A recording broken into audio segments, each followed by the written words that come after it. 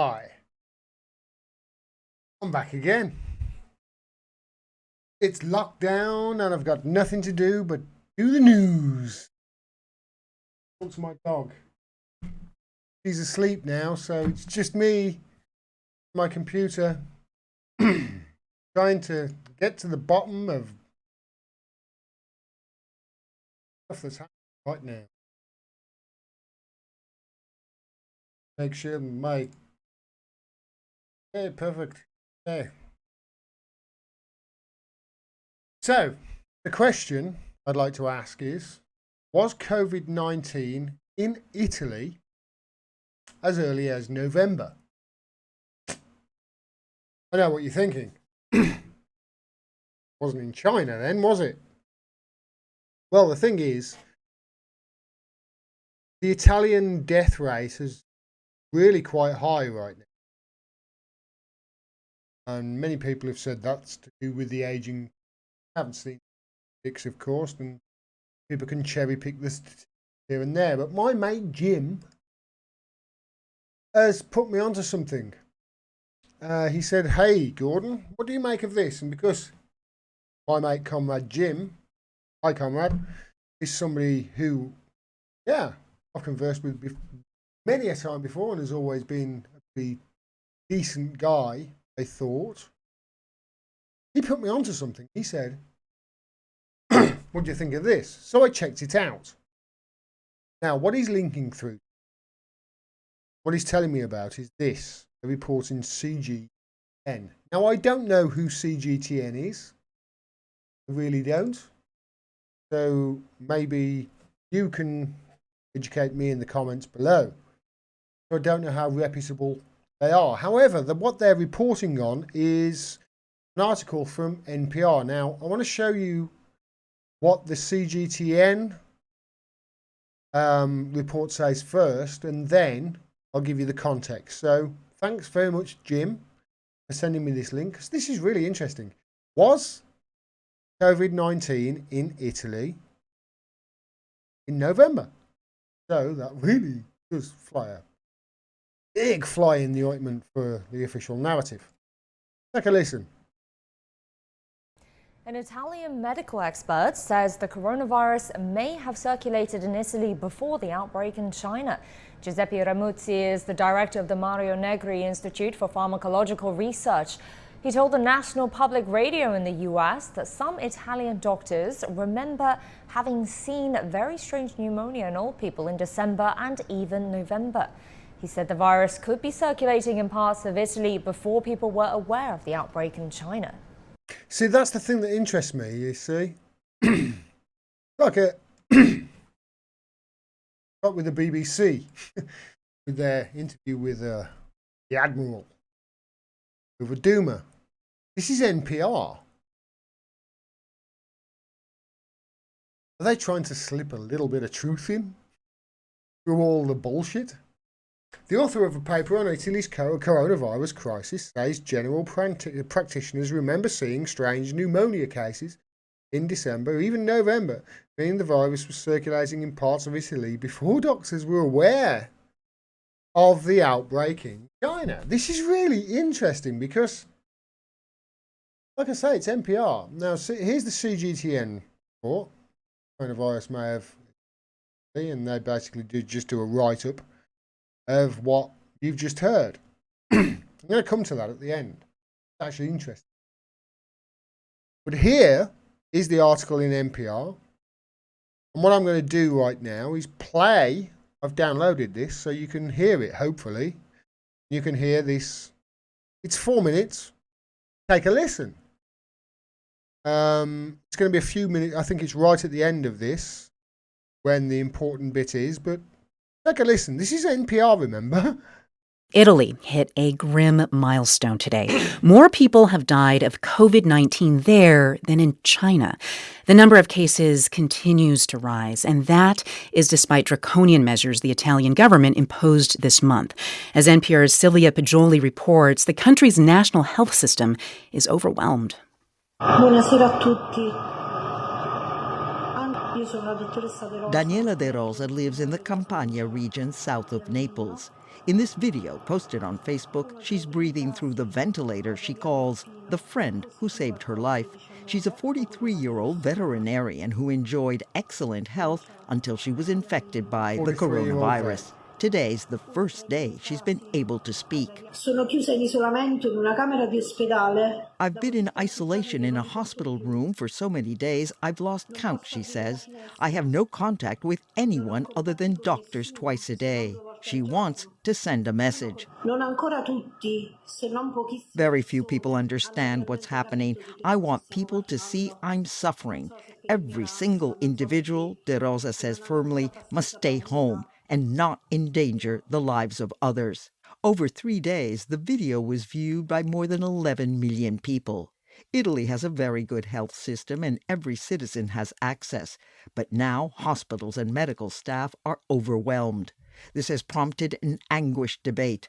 The Italian College of Anesthesia, Analgesia, Resuscitation and Intensive Care has issued guidelines for what it calls a scenario similar to catastrophe medicine, in which it says starkly, given the serious shortage of health resources, patients with the best chance of success and hope of life should have access to intensive care. Yeah, I've heard stories like this. It's heartbreaking from Italy. They're basically leaving old people to die. There was even a story of a bishop, priest or something like that, who was elderly, who gave his ventilator to somebody else and then died. It's heartbreaking. It's horrific. All of this obviously is happening. You'll get to the point I'm trying to make in a minute or so. 99-year-old male or female patient, let's say patient, with a lot of diseases, and you have a young kid that needs to be intubated, and you only have one ventilator, I mean, you're not going to toss the coin. Dr. Carlo Vitelli is a surgeon and oncologist in Rome. He was speaking just a few hours after operating on a perforated appendix of a young man who had been in contact with a person from the virus epicenter in northern Italy. An emergency operation done on somebody who was on quarantine. I don't know if he's going to develop I don't think so, but you never know. By Thursday evening, Italy, with a population of 60 million, overtook China with a population of 1.5 billion in numbers of deceased from COVID-19. Let me take that back a bit, because I think that's important. That is, what was you trying to say there? On ventilator, I mean, you're not going to toss the coin. Dr. Carlo Vitelli is a surgeon and oncologist in Rome. He was speaking just a few hours after operating on a perforated appendix of a young man who had been in contact with a person from the virus epicenter in northern Italy. An emergency operation done on somebody who was on quarantine. I don't know if he's going to develop I don't think so, but you never know. By Thursday evening, Italy, with a population of 60 million, Emergency operation on somebody in quarantine.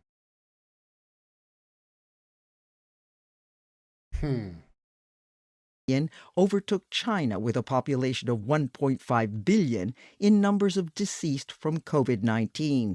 So what they're saying there is basically it is a tiny country compared to China with over 1 billion people, and they've just taken the deaths.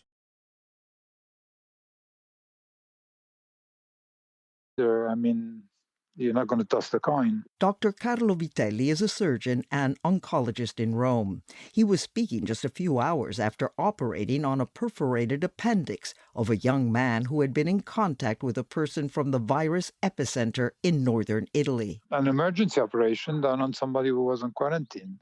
I don't know if he's going to develop I don't think so, but you never know. By Thursday evening, Italy, Emergency with a operation. population Emergency operation on somebody in quarantine. I don't know whether he's going to develop. I don't know. Is he trying to say here that the numbers are being exaggerated? Is he trying to say here that they're operating on somebody? What is he trying to say there?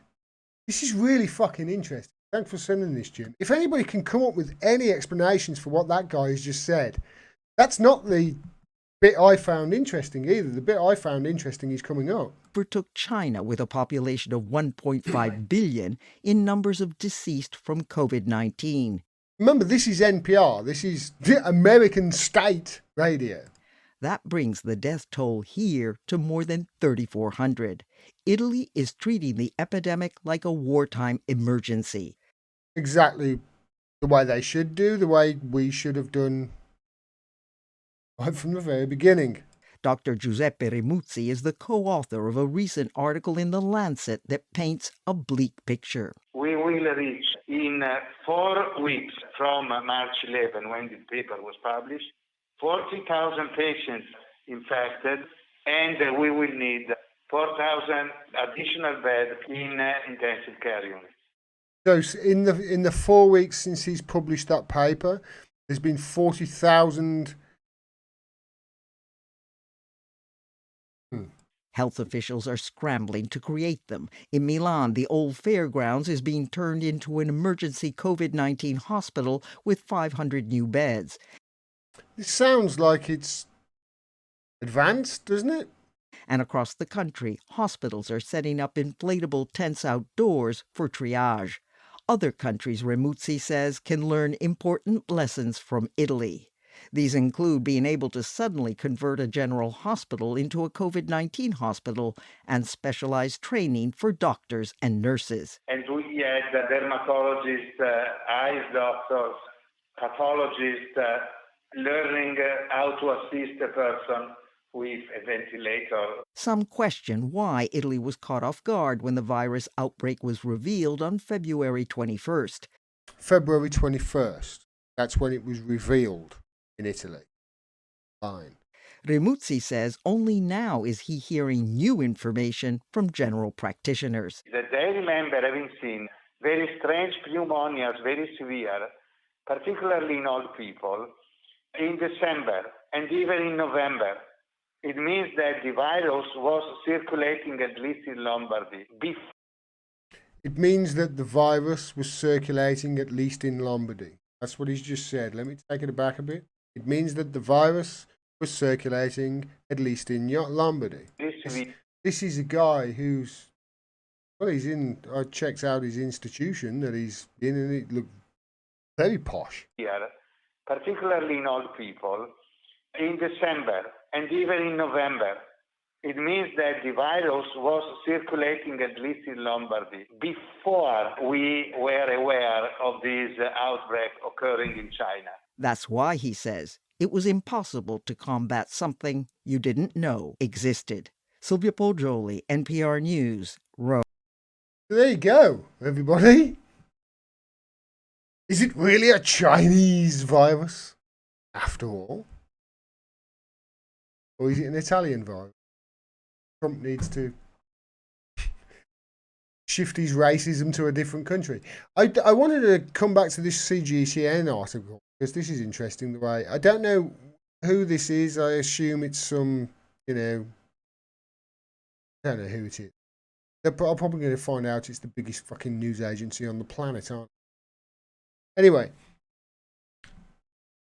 it gives you an encapsulation of basically what has just happened there. Dr. Giuseppe Remuzzi, director of the Mario Negri. Like I say, I checked that out. It seemed totally above board. Totally. Don't you? Rather in Italian, the Mario Negri Instituto. One.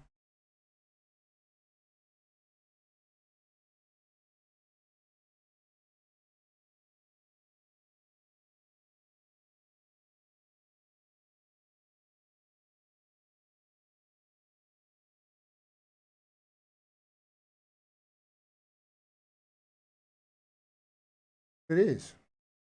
Italian.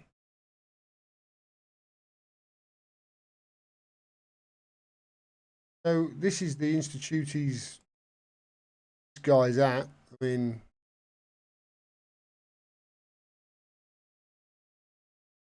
hey, all I know could just be a website. Point.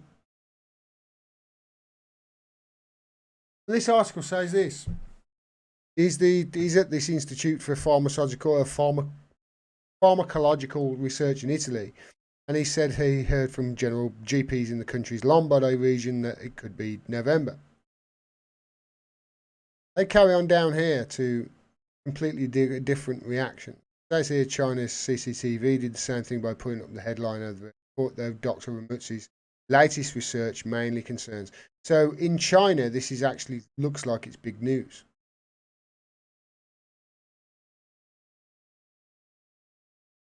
Hey, don't know.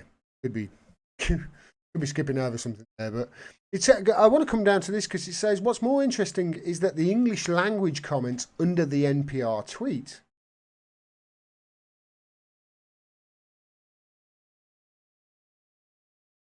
is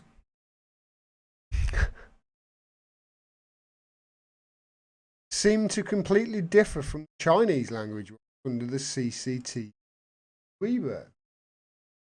Now, many English comments suspect that China hid the situation from the world for a long time, and that's why similar symptoms showed up in Italy before the outbreak. China lied, people died was the most liked comment. That's the Weibo thing. So this is the China lied. Died from this, from Mr. French Cake and Capitalism. Equality 75. Who the fuck? What sort of real person? David Fernandez 656. Who changes their title to?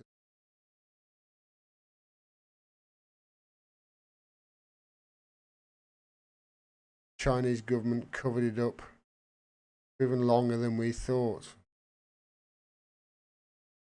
Racism. It's no different to racism over here when the Irish came over, they were blamed for shit.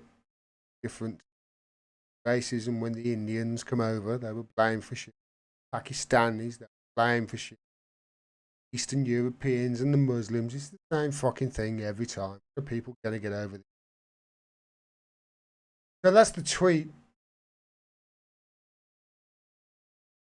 It does make you wonder though, how many of those people, is that person there who said China died? Is that a real person? Because other people are suggesting that this outbreak might have been in November in Italy. I suppose we could find out if people went to hospital, I'm sure they had bloods taken. Maybe the Italians should get on that and do testing. I shall reach out to Mr. tomorrow. But until then, I've done enough for one day, I think. Bye to everyone. I do want to say this though, actually, before I go, I missed the in the live chat that I did tonight with Steve Poikinen.